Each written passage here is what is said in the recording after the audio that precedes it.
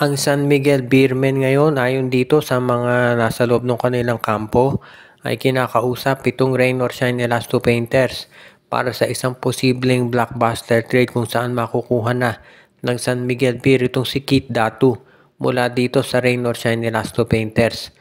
Parang ito nakikita ng San Miguel na magagamit nila bilang isang stretch 4. Yes, 6'8 si Kit Datu at naglalaro to usually ng center dito sa Rain or Shine. Pero kung pinapanood ninyo ang game ni Kit Datu, pwedeng-pwede ito na maging stretch 4 dahil ito ay merong 3-point shot. So ibig niya sabihin, pwede itong gamitin ng San Miguel katulad ni Arwin Santos.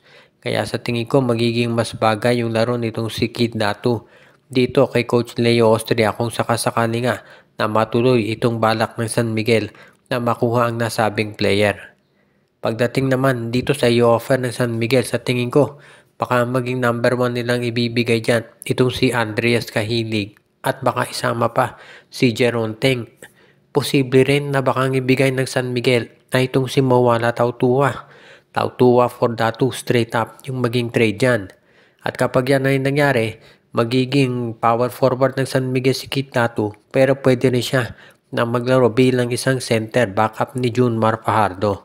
So iyan ngayon ang binabalak ng San Miguel at gusto nilang masiguro na ito talaga ay matutuloy pagdating nitong darating na season. Maliwanag naman na ang San Miguel naghahanap ng isa pang big man. Dahil nakita naman natin kung paano ininda ng San Miguel Beer talaga itong injury kay Junmar Fajardo. Lalo na doon sa serye kontra Barangay Ginebra, mabuti nga nanalo sila doon. Kaya kinakailangan talaga nila ng isa pang big man na pwedeng magamit at maidagdag dito sa kanilang roster at parang yan daw talaga ngayon ang binabalak at gustong mangyari ni Alfrancis Chua. Bukod dito sa posibleng trade ng ROS at SMB, ang isa pang team na naghahanda ngayon na itong Blackwater Bossing at kinakausap na raw nila itong Terra Firma Jeep para sa isang posibleng trade dahil gusto interesado raw ang Blackwater Bossing na makuha itong si Mark Nonoy mula dito sa Terra Firma. Alam natin na itong si Mark Nonoy ay isa sa mga rising stars ng PBA lalo na pagdating dito sa point guard position. At alam naman natin na iyan talaga ang hinahanap ngayon ng mga teams. Ang isa sigurong dahilan kung bakit itong Blackwater Bossing gustong makuha itong si Mark Nonoy dahil baka natutunugan na nila na baka itong si Cedric Bearfield ay hindi magtagal dito sa Blackwater.